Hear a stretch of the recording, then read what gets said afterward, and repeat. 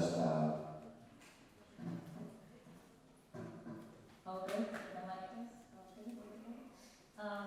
All right, so we're officially starting our program, and the idea of starting it with a fostering creativity panel is to really make a statement about our state of mind while we're here, and to kind of start with some conceptual thinking, some out-of-the-box thinking. So when I was thinking of the word creativity, it seems to be used a lot, but not exactly defined. And I looked it up in the dictionary, and there are a few, of course, explanations, but the one that I found was the use of the imagination or original ideas to create something. And so my first question is, how do you guys describe creativity, and where does that fit in your life and in your work? It's obviously a very big question, so feel free to take it to wherever you'd like. I'll start with KK. On the spot. Creativity. Oh, it's an evasive term. I relate it to play, to like when you're a kid and you just want to get in the mud or finger paint, and then later do some scribble scrabble, and then later make a figure, take some sticks and put them together into something. It's without judgment. It's very satisfactory. It's an exercise like anything else you would do to your body to keep yourself, or your mind to keep yourself strong and open to other things. I try every day. First thing I do is I wake up and I put on music, and I try to either write for 20 minutes or draw. And I'm not drawing anything in particular. I have these books open that I draw in every single day or 2 or 3 times a day, and they'll have a title like hands, male, female, things in the room, which is just a prompt for me to kind of spring into action and have to do something and pull it out of my head and leave a mark, because then I feel like I've earned the day. And they're not to show anybody, they're not to have an importance other than to know that I started the day by absorbing some music and making a mark and thinking. And then that it goes on throughout the day. You find yourself just, oh, look at that, look at that. You know, you're being creative, you're being observational, self-inspired by the world.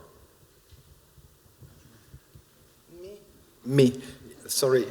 So I will I will go in the same direction of the to play like a kid, but with a little twist, like the nasty kid who is more challenging, who is more like disobeying. Like when I was teaching at the FEMIS, I had a course the art to disobey to the producer, to disobey to the director, to disobey to the line producer. So it was like the first rule, how to be sure that when someone is giving you an information which is more an order, you are extremely creative, and of course, the definition of creativity for me is more like a shanty town of memory, like favelas, like township. For me, it's like a big mess of shape, of impression, of music, of architecture, of travel, of memories, of everything. You keep this in mind, of course, because you are using what is already registered in your mind, and you are developing things. And the first mission for a production designer, for me, is to analyze everything and to guess, is it good, is it bad, is it enough, and do I use my mind, and do I have the courage? And if you have the courage, you need to have the resilience, because when you are fighting for some ideas or some design, when you jump into creativity, because normally you are in between walls when you begin a production, you are it's already written, the story is defined, and you have to follow the rule. Like most of the time, a producer is arriving and giving you almost a budget, an order, like you shoot here, you do this, thank you very much, begin, hire a team, and see you in 6 months, and don't be over budget, don't be nasty, don't be violent, don't be arrogant, and don't. So of course, as soon, like a bad kid, as soon as you say that to a production designer, he say, yeah, of course, darling, I will be arrogant, I will fuck your life, I will be over budget, and it's the way to be creative, and you have your energy to be creative for, of course, every level, the design, the location, the space, the landscape, and everything. The analysis of the script, the word, like a very big semiotician, so like a guy into semiotic, analyzing every structure of, like, you have to be smart, you have to be polite and everything, but suddenly you put something which is, for me, the creativity, is the poetry, is the surprise, is to avoid to be, like most of the time a movie is a monologue, the monologue from everybody. The producer has a monologue because he knows how to do it without any element giving him the proof that he can do the movie like that. The director knows, but at the same time, most of the time he didn't write the script, so it's like he's a director for hire, or is even sometimes an author.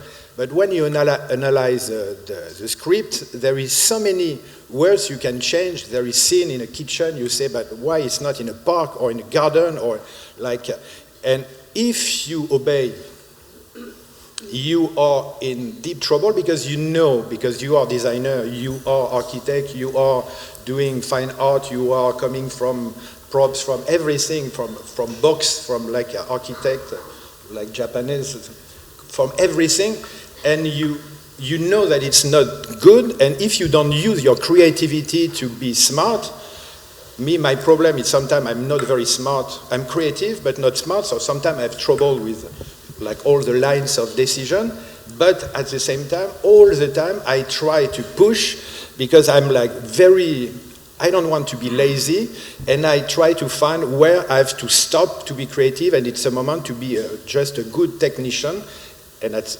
this moment, I reuse my creativity to be good for every detail, everything, construction-wise, color-wise, texture, crew-wise, to be creative with the team, with everything. Stop.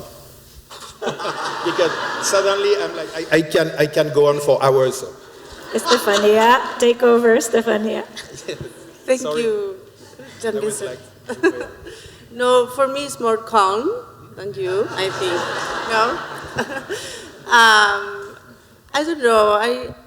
I think for me it's the between play and hardworking. I always was a very good student at the school. I think you know. Okay. I don't know. I find my creativity when I work hard. All days, not that in the middle of the project. Of course, I need read a lot.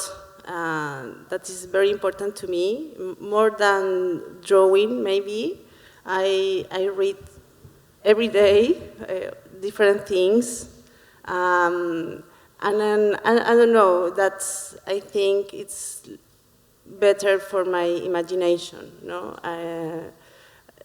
Imagine different space and different places and different characters, and then it's like you put more image in your background, and then sometimes you can use that in the new project or in, I don't know. I like spend time alone.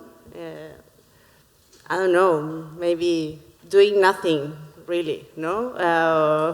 Or simple things, go hiking, I don't know, I like plants. It's the normal life, no? But you can find that creativity in the normal things.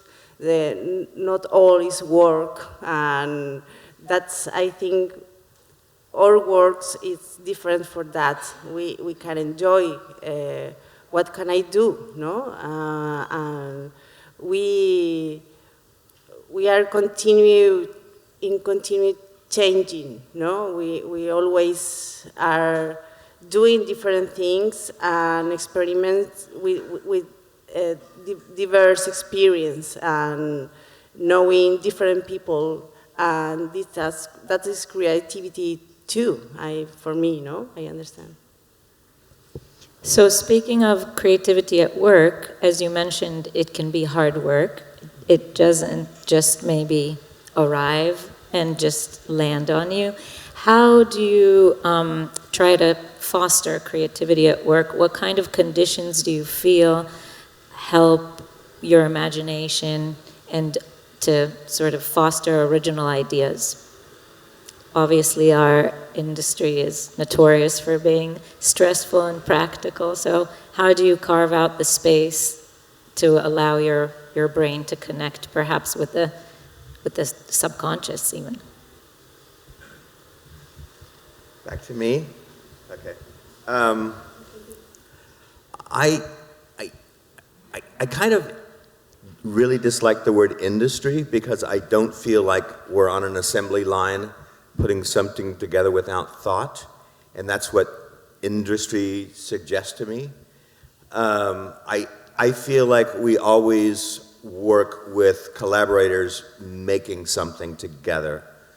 And so fostering creativity in the workplace to me means sharing with all of my team and everybody outside of my team that also participate in the film, whether you think that they are in a creative title or not, and making sure that they feel included and they own part of this project and feel like they've contributed to it in a way where it's not an assignment, it's a participation.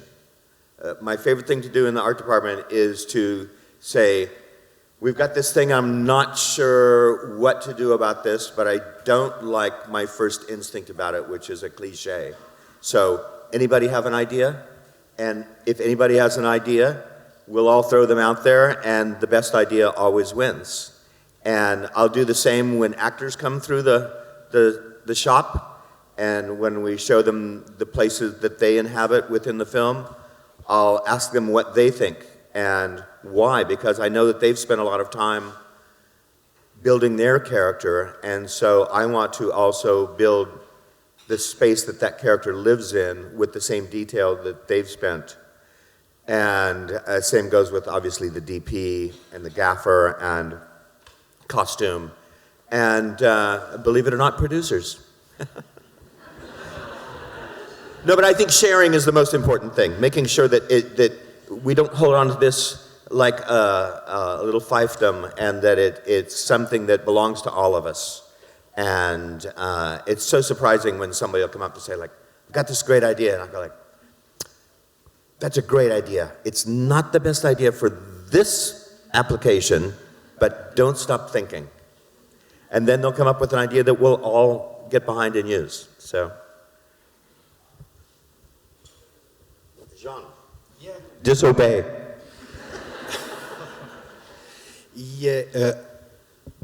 Yes.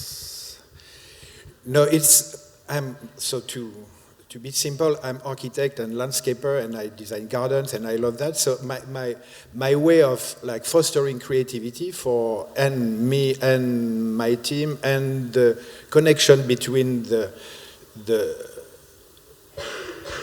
hippie style where everybody is creative and let's try to find the best idea.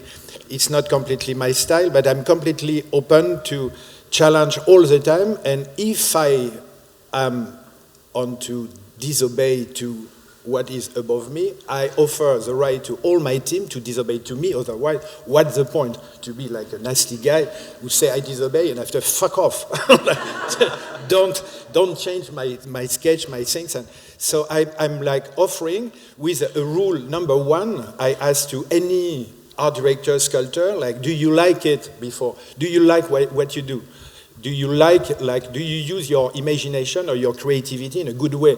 Because most of the time, as you know, even if you offer freedom to anybody, you are under control, you have habits, you have your way. So when you have like 10, 15 people in our department, they want to please you, they want to please them a little bit, of course, and the proportion of like, when you move from I want to please me, and suddenly you have a young art director who is designing something, another movie, and it's like, do you like it? No.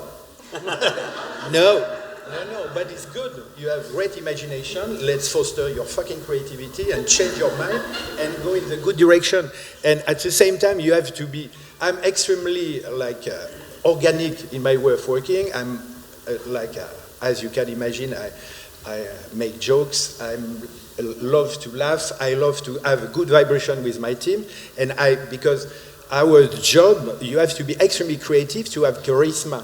To bring the power to when you have people, if they want to follow you and to give not 60%, 70% of their talent and their skills, if you want to even create new talent and have them at 120 and 140% because they learn new things, you have to be extremely creative in terms of like the freedom and the respect, at the same time the fact that you are in charge of like a big train. There is train station, and every train station, your creativity had to shut the fuck up, and boom, this is this. You have both, you have design, you have architecture, you have, and it's a matter of like being a conductor, a musician, where you open the wave. Let's be creative, let's stop to be creative, disobey, I disobey, if you disobey, I disobey, but with the fact, do you like it? Do you feel it's good? Be smart, and if we are smart, we can go and we have surprise, and all the time, you design what, you don't know the quality, but you are proud, and you are in a good way of feeling that I use what is called creativity to bring life and to bring spirit and to bring shapes and elegant things and beautiful or nasty when you have to have a dark project and when you have to be extremely dark. We will talk about like the level of creativity for every tool you can use when you design a movie, and the light will be something important, like a sculpture, sculpting black marble or white marble. Black marble, white marble, colorful marble, red marble, and that's it. Shut up. Estefania, do you remember the question? Generally, I don't answer to questions. It's like freestyle. So. Like, every director with me is completely lost. They smile, they wait. 2 hours after, I shake their hand, see you. But you know what I think is interesting is you both brought up fostering creativity has to do with your team, which I think is a really good point to the conversation, and also your collaborators. So fostering creativity in ourselves is one thing, and then manifesting other people's vision is another, and how to actually connect with your collaborators' imagination. With, obviously, we all know with directors, it is such a sensitive dance, and how to actually reach into their brain and find those images that exist, but sometimes they don't know how to pronounce them. So how do you feel, Estefania, just in connection with that question, how do you foster the creativity within all of these collaborators? Yes, for me it's very important. I'm from Latin American and from Chile, and we are outside the industry. We don't have very big teams or very big crew, and it's all like a handcraft, okay? And it's very important to share my ideas with my team, with my crew, and with all the crew, the director, the DP, because if we don't work together, my ideas or the ideas in the film, go to the trash, no? I try to to be very clear with my ideas. I always, of course, research and make drawings or maybe models if it's necessary for every set. And it's a good way to save the money when you don't have a very big budget. And I don't know, I always say choose your battle. I don't know if in English sounds the same way that in Spanish sounds. But of course, I sometimes or always choose my battles, okay? I say, okay, this is important to me, this is important for the movie, and maybe, okay, I can forget that idea for the next project, maybe, no? I am very, I have the conscience, we work together with a team, okay? If I'm not clear with my ideas, that ideas really don't matter more, okay? You need your decorator, your art director, or I don't know, the budget man. They are very important to put your creativity in action. And what kind of, I suppose, aids, if I can expand on that question, what aids do you use to sort of connect on ideas, on finding original ideas with the team or with the director? What do you feel helps the most to connect a communal imagination for a project? Feel free to jump in, anybody. I'm not sure I understand the question completely. I felt like there was two parts of it. Where do you find concepts, and then how do you communicate the concepts? Share, correct? Yeah, I think in a way, how do you find the commonality of original ideas? Or if you have one, how do you bring that to your collaborators for them to buy into something that exists in the back of your mind? That's a very tricky one, because original ideas are sometimes missing from film projects on the surface when you first look at it. And sometimes a film will have an embedded concept within the script, and that's amazing if it's an original concept. And then other times, you'll have to embed that originality into a concept that doesn't seem anything beyond a trope. And so I think that you have to be very open and blunt with the director and the writer early on and ask a lot of questions, because the script isn't the Bible. It's just it's a sketch of a map that you begin with, and the descriptions in it, the scripts are intentionally not very descriptive so that they keep moving. And so our job is to put that description back in there and have it live behind the actors in support of them, in much the way costumes give them armor to become someone else. And so I think you just have to start questioning certain things that you're not clear about if it seems to be something obvious, and the opposite of obvious is original. And so you have to make suggestions. What about this? Why don't we do this? And the best way to find those things is to look at something in the wrong way. Take something and use it for something it's never been used for, whether that's changing a location, moving a whole scene to another location, or just doing something visually different than the way you think you would interpret it. As much as I try to be original, I always fall into the problem of the first thing I think about is something that I've seen before, and then I go, I can't possibly do that because that's what everybody else is thinking. And so then you need to share that with the people that you're trying to become fresher, present fresher ideas to, and say, why don't we flip this on its head and take it someplace that is not expected, without losing track of the story, without losing track of the heart of the emotion of the scene. but just something will make the audience pay attention and question, where's this going? Then they're participating.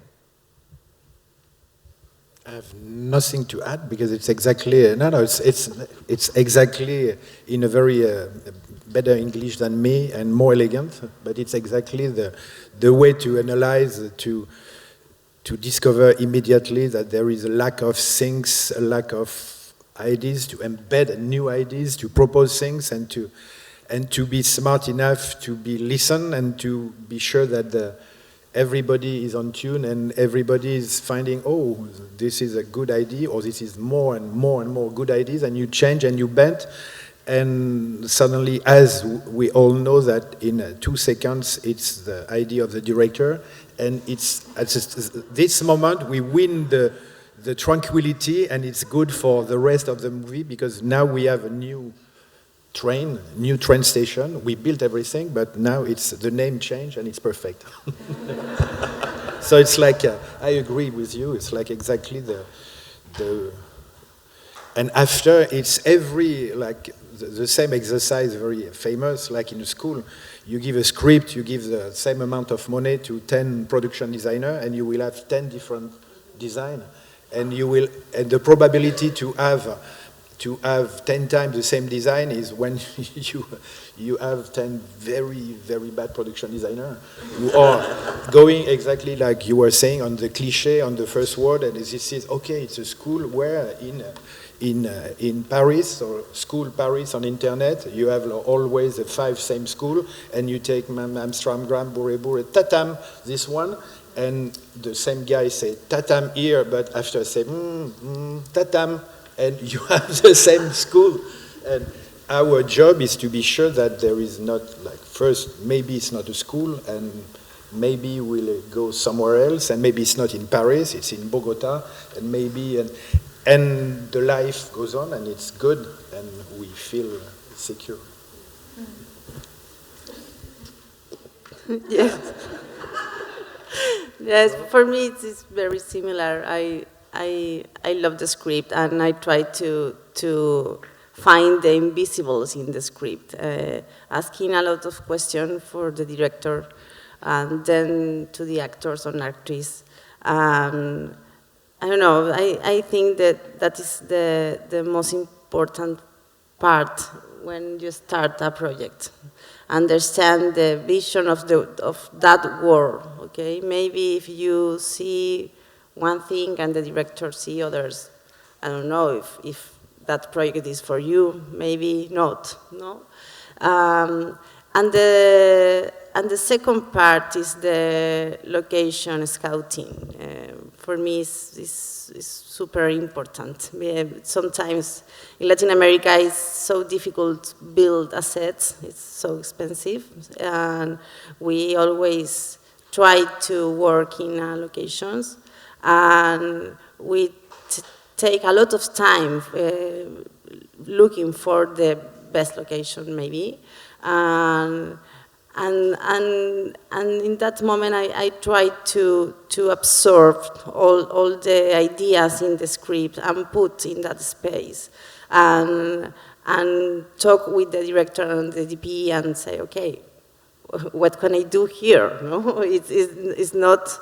Yes, I give you a complete set, of course, but tell me, it's not the same if you move the camera or you put the camera in, I don't know, what do you say, that, in trépied? It's different if you use an anamorphic or a square frame. It's different for me too. And that in that moment, I try to put all my ideas in that moment, no, and I don't know, take an acuerdo, no, como give me your hand and say, okay, this is a promise for you and for the project.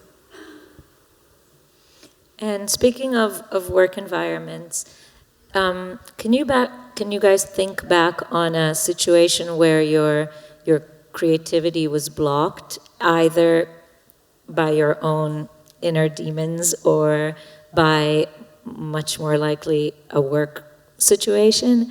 and what it was that blocked it, and then how did you overcome that moment to find a solution for whatever the issue was?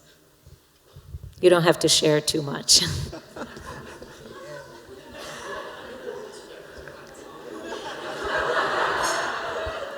I guess there's an insinuation that there's an outside force that could block you, or that we're to be intimidated by a director. And this should never ever be the case. They're your best friend in creativity.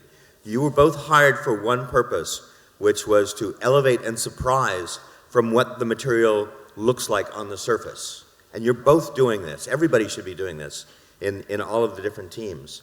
And so anytime, I guess the only example of like being blocked is when I think something is just it's not exciting enough, and maybe you think it's a little flat, and yet it seems like everybody's ready to go down that road, and you want to challenge that and elevate it. And I think the best situation is to never, and I learned this the hard way, never be negative about something, which I used to go like, I hate that idea. We're not going to do that, are we? And that's a terrible approach, because then you just get shut down and shut out. And instead say, I was thinking about that, but what if we did this instead? And try to judge enthusiasm and infect other people with these ideas. And they go, yeah, but can we do that? And I said, yeah, of course we can do that. We can do that much better than we can do that other thing. And then if they don't like the idea, say, well, what about this one? Always have 2 or 3 in your back pocket ready to go. And then if they still fall flat, if you present something twice and it's still not bought, that's probably the end, and you should quit wasting your time and move on to something else. But there will be times when you think, I just am not excited about this and we need to change it. And then you have to find out what's driving other people to retain it. Maybe we're looking at something visual, and in fact the scene needs an emotional core that has nothing to do with the visuals. The visuals are rather inert to it. And you go like, oh, I can't believe I'm not thinking like a writer, like an actor, like a director at the same time. You're absolutely right. So we just need to pull back and let the emotion control this. I have a little anecdote. When in the end of the 80s, or like 89 or 90, I was a very young designer, production designer, and I designed a movie of an American girl, Meredith Monk, who is a like artist, singer, opera, and she arrived in Europe to do a movie, a 14th century movie, and we shot in London, in the south of France, in Ulm, in Bratislava, and the first big set of the movie was in France, and it was a city of the 14th century with a market very big, and it was a challenge for me as a young designer to do this. And I did the normal process. I obey. It was a time where I was obeying to everybody. And I did a market perfectly like smart, with good research, historical research and everything. I was perfect. The detail, I was beginning to be interested into finishings and having good texture and good colors. And I did pavement with like, you know, when you begin to discover how to print, how to do things. Oh, yeah. And I did a set, and the director came, the Meredith Monk, and the New York production arrived. I was speaking an extremely bad English, worse than now. And they were like, yes, it was like that, yes. And we finished the set, and we were supposed to shoot. We were finishing the dressing, and it was like an historical big plaza with facade and everything.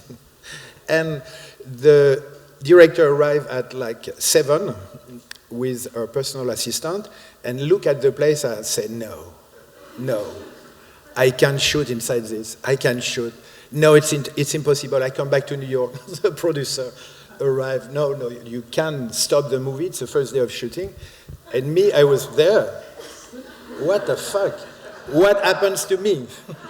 What happens to me? And suddenly the director disappeared. The 3 producers arrived close to me, said, you know, guy, we have to shoot tomorrow, find a solution. If you need something, call us. We will be at the restaurant, 2 stars Michelin there.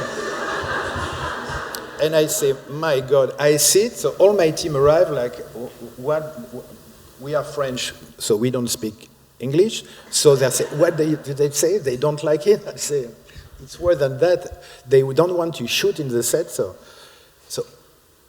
it's impossible to rebuild, to repaint, to do anything. So I say, so go to the restaurant, and I stay for like 1 hour sitting on a box, and I was, my God, what to do?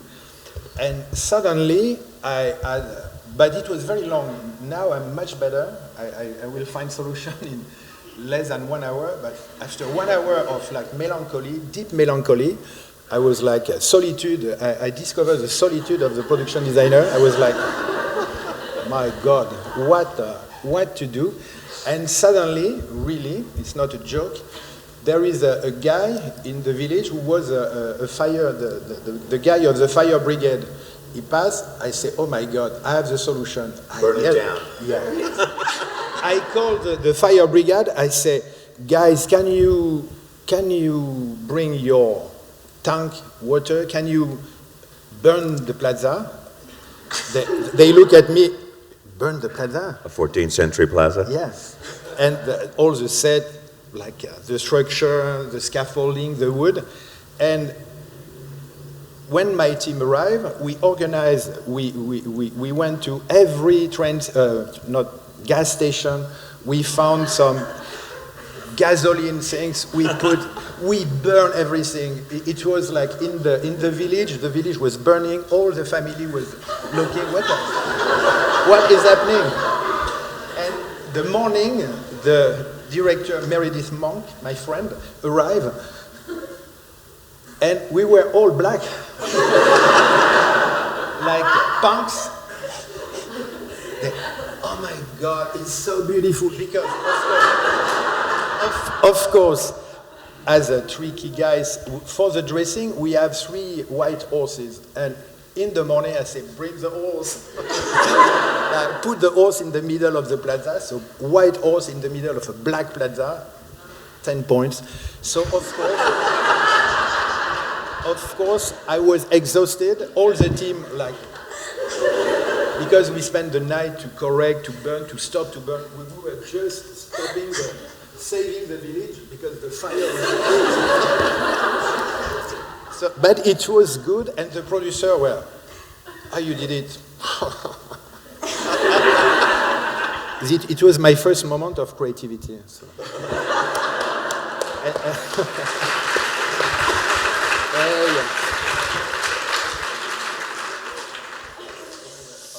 Estefania, so the solution was to tell him to shoot it in black and white. Yeah. That's why I'm always white now. It's very difficult to say something after you. No, that's an amazing story. I don't know. I think we always had moments when your creativity go down, okay? And it's normal. It's your life. But I always feel creativity when I am under pressure.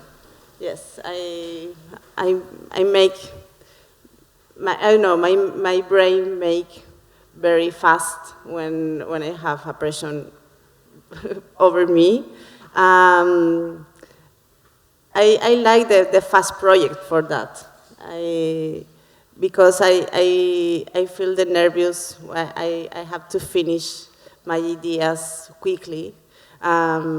Maybe my base movie, I think, it's not the best, but it's my favorite. It's The Club. It's a movie by Pablo Larraín. It's not my brother. And we prepared that movie in 3 weeks, and we shoot in, 14 days. and it's an amazing movie. Pablo one day called me and said, I have this idea, and I want to film in 3 weeks, please. No, he said me 2 weeks, and I said, please, 3, okay? Maybe. He said, okay, let me call to DP and the producer. The producer is my husband, and it's very complicated because he said me, in 2 weeks is very good, and I say, no, trust me, we need 3 weeks. And I did the production designer and the costume designers for the costume designers here. And it was an amazing project because we had 3 weeks for prepare, found the location, I don't know, it was a movie without a script. We had an idea, the personal characters, but all day when I was shooting, the writer's script sent us the new scenes. And yes, it was like a reality show, but it was amazing. In the complete crew, we were 12 people. And I don't know, sometimes I'm sure I did breakfast, no, for the team. But I don't know, it was a very good experience. I remember I felt very creativity in that moment in my life. And I don't know, I thought was I had a very stress over me, but I feel very happy, and I had a very good remember for that movie. The good side of pressure. I think for me, because I'm just remembering things as you're talking, and I think I mentioned it to you before, the one time where I really recognized the boundaries of my own imagination was when I was working on a film that had a realistic side to it and a kind of supernatural side to it. And on the realistic side, I mean, I knew everything in my head immediately. I knew all the images, and I went really deep down on research, and I was connecting with the director with just one word. And then when we got to thinking about, it was like we concentrated on the realism and we kept pushing the other scenes aside because we kind of didn't know how to communicate about them. And whenever we finally started designing this underworld, it was really difficult. It was really interesting that, to me, I had to really think about what it is, what kind of research to look at. And, you know, in the end, we definitely found our way, and we were connecting on a lot of surrealist art and a lot of performance art. So we went to fine arts, and we went to the people who were connected to that part of their imagination, and we were influenced by them. But I wasn't sure that I knew how to connect to it. So there's a book that I love that is Federico Fellini's Book of Dreams. I don't know if you guys know it. It's a facsimile of Federico Fellini's Dream Diary. It's a beautiful, beautiful book. It's very thick, and it has all of his drawings. And I keep it by my bedside because it's my inspiration, you know, to see how connected this, you know, obviously maestro director was to his imagination and his subconscious, and how much of his dream pattern repeats in his movies. And so a question to you is, what is the connection between dreams, the subconscious, and cinema? If you can comment on that. KK.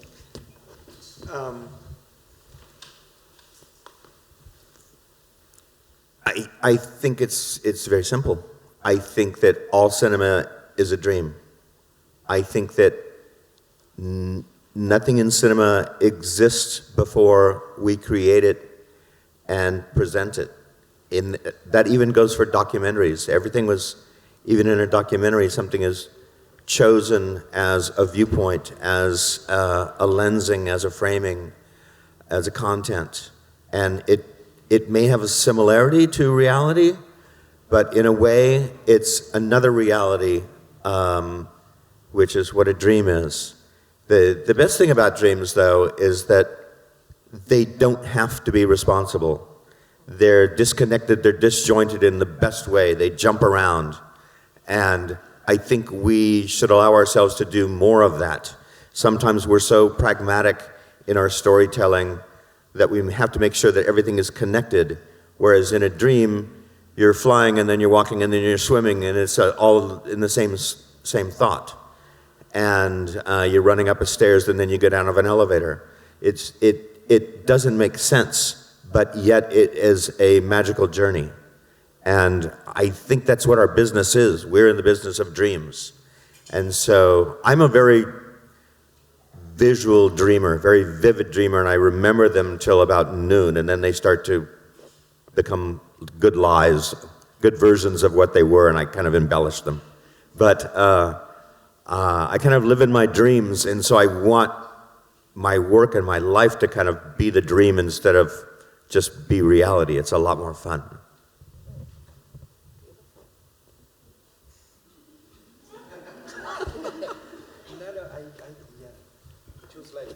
When you were talking about the dreams and to find the way to, like weeks ago, and I was lost because I spend my day to dream, my night to sleep. So I don't connect. I have many. It depends on the definition of the dreams and everything, but of course the cinema is kind of something never real and between, of course, always creation, even when you do documentary, because you have a point of view, you have a position of camera, you have a moment where you shoot something, and if you move 10 meters, it doesn't tell the same story and everything. So we are, but I'm like, I'm not connecting creativity and fostering creativity to dream. I do, but it's sometimes not under control. It's arriving, it's image, like most of the time the creativity, it's a mess like that, like a dream, but at the same time you are feeling the holes, you are creating new image, you are connecting, you are telling, you are organizing your own dream after to be sure that it's like a creative vision of what you feel. So it's, I'm like, I have no idea.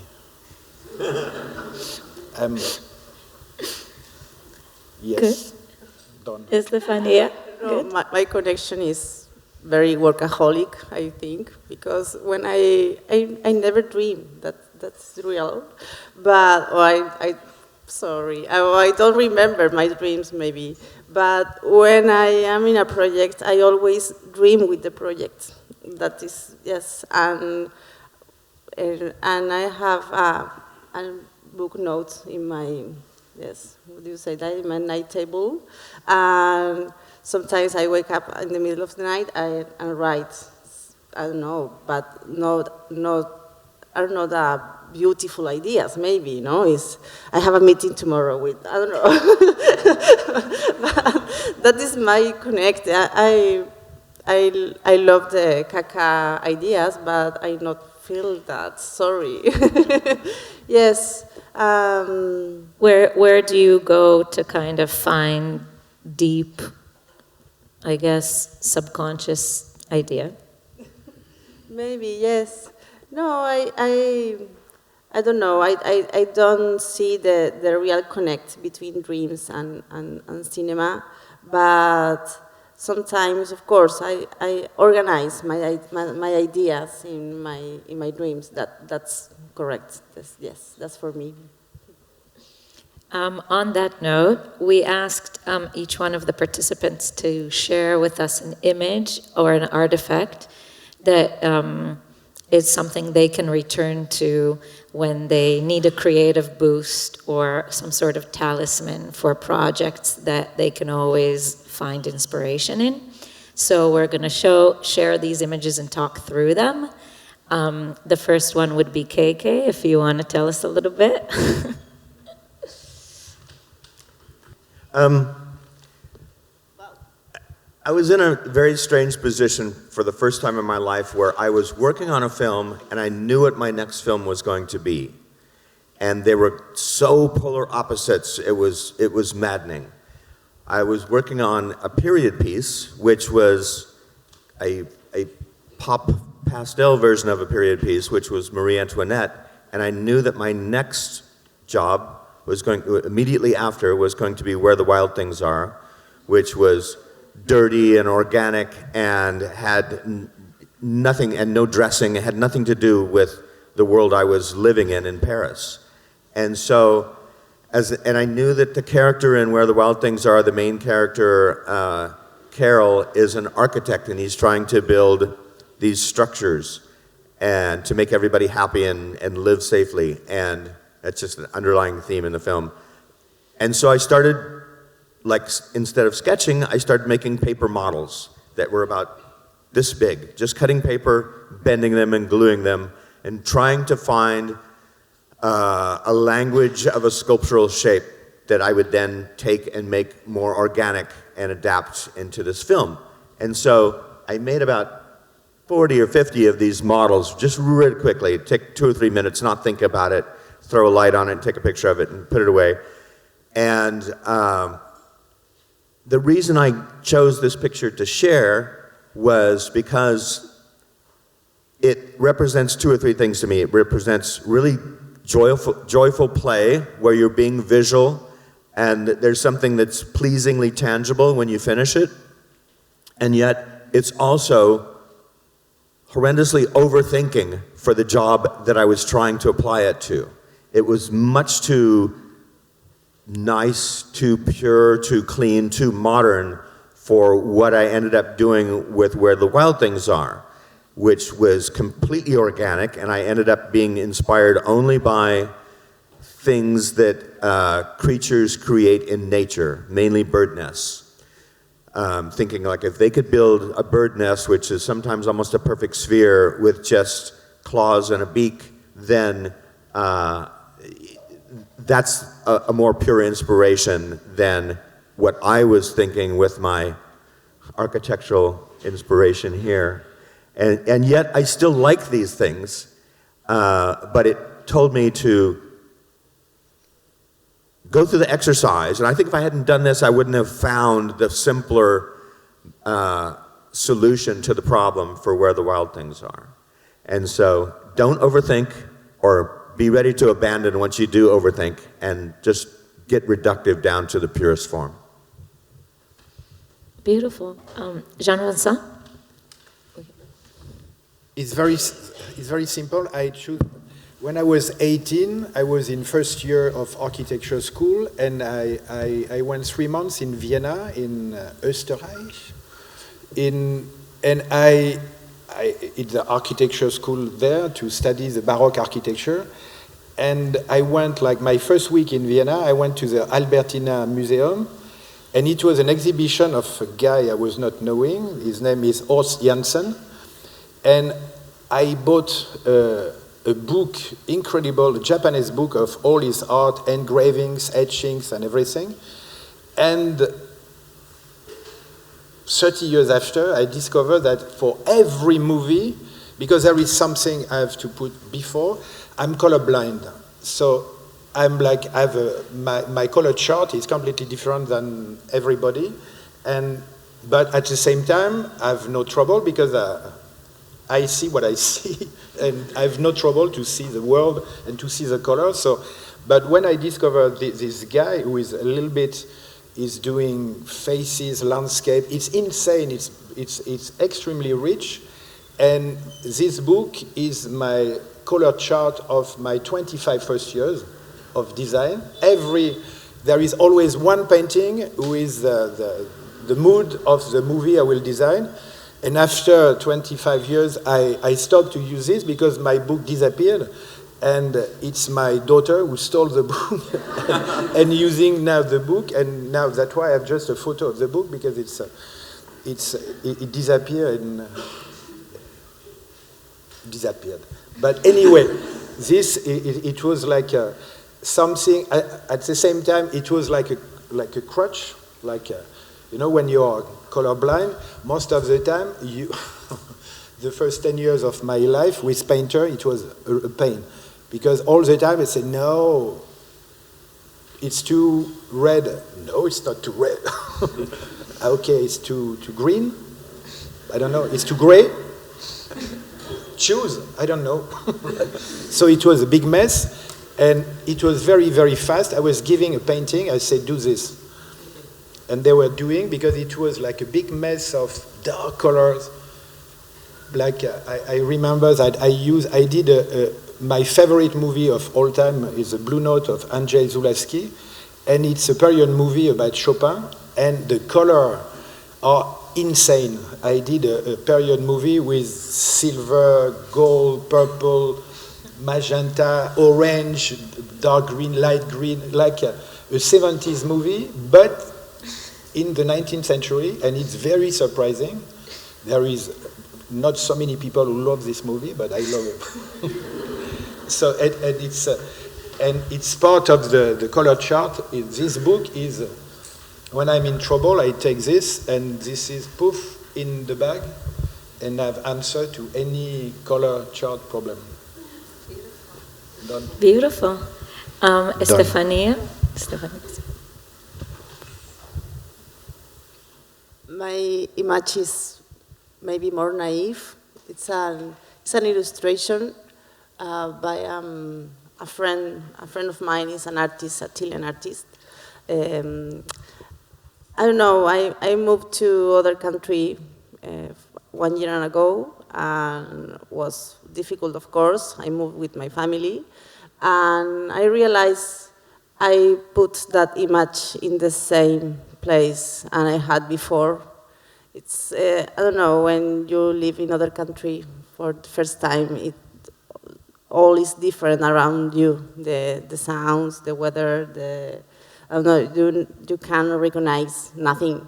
And I start working, and I know I didn't have my furnitures. They was in a ship in the middle of the ocean, and I don't know, but I bring that image in my suitcase, and I put in the same place.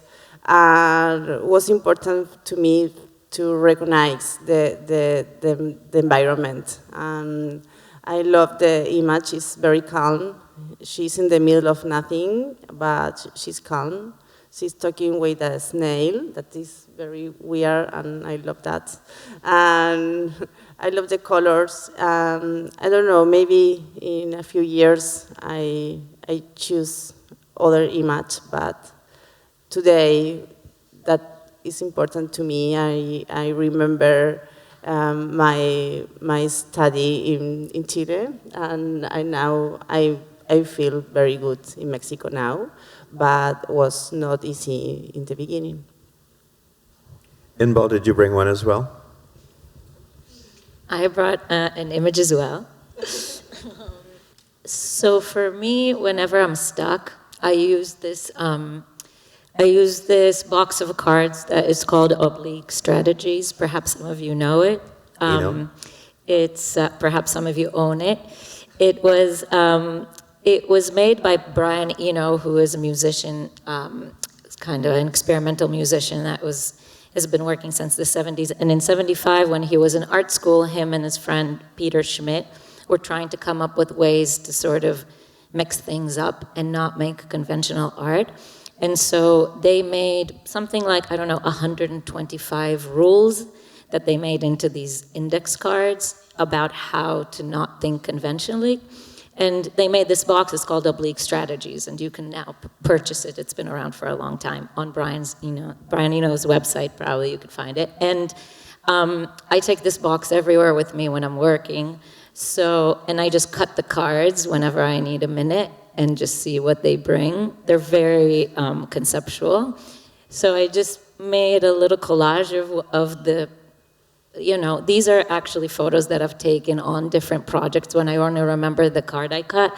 This bottom one here is actually, I kept it in my car, in the seat next to me.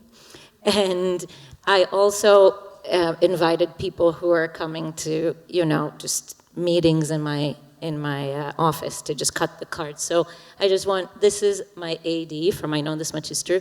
I had him cut a card, and the one he found was, look at the order in which you do things, which was so beautiful. Since he was the AD and we were talking about schedule. So anyway, it's kind of, it always helps me in moments of extreme stress. And I love the very non-practical side of it and how it could really jolt you out of your in-the-box thinking. Have you made any oblique strategies of your own? No? Have you?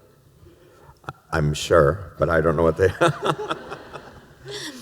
It's like, I love, oblique strategies is a bit like Yoko Ono poems, They really connect these. They have prompts for your imagination, which is for us and in our day-to-day life. Like, when do you ever prime your imagination?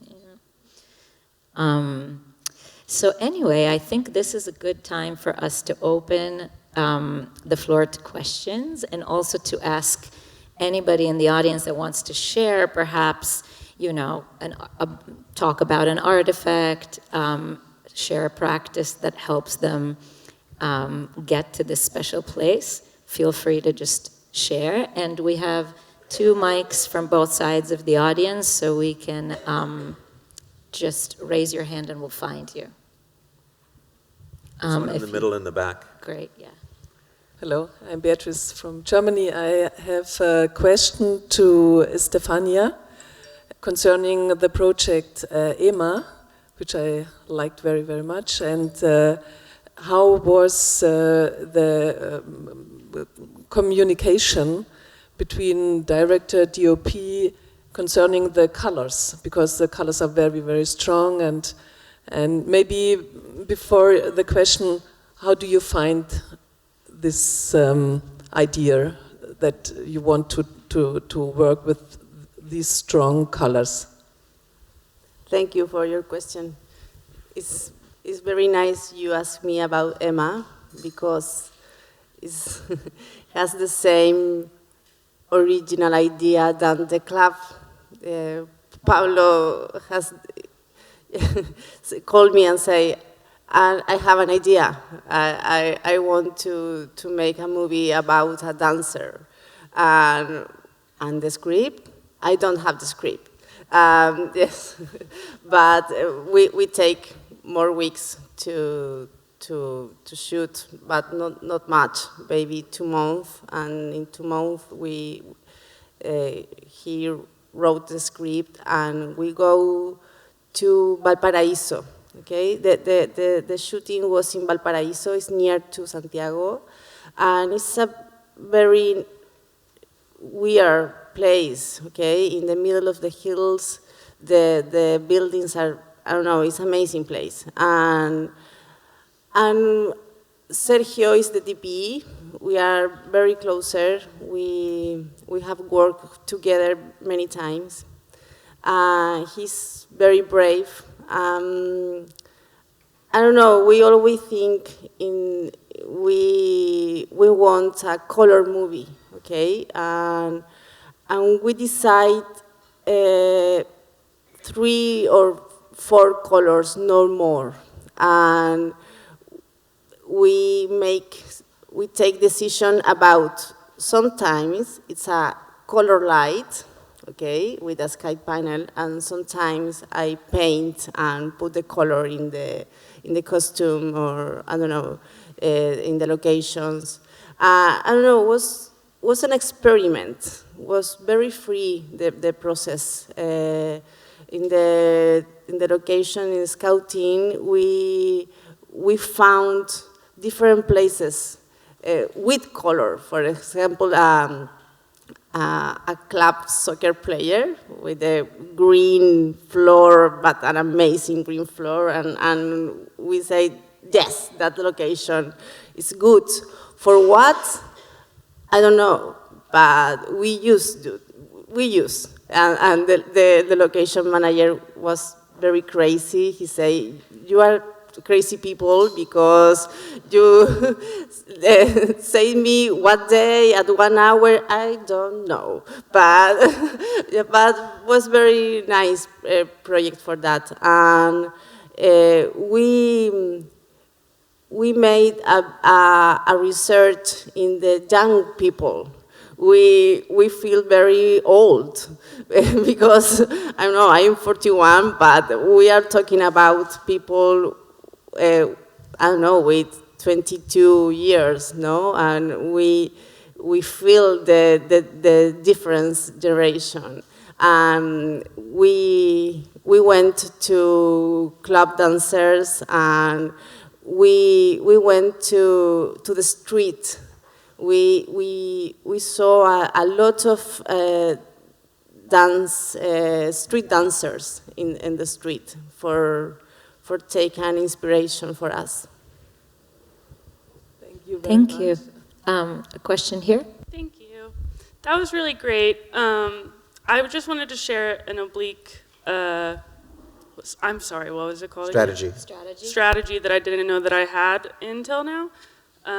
In middle school, I used to doodle in all of my books, and my friends called them cadoodles.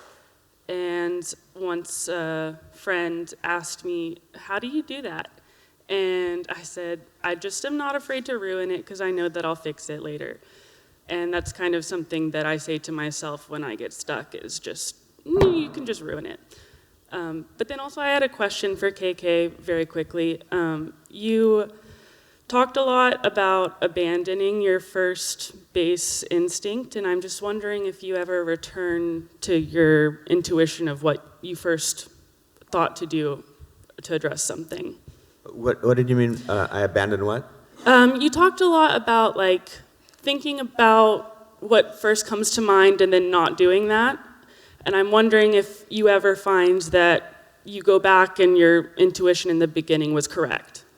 Yeah, sometimes. Sometimes your first intuition is the best intuition. Mm-hmm.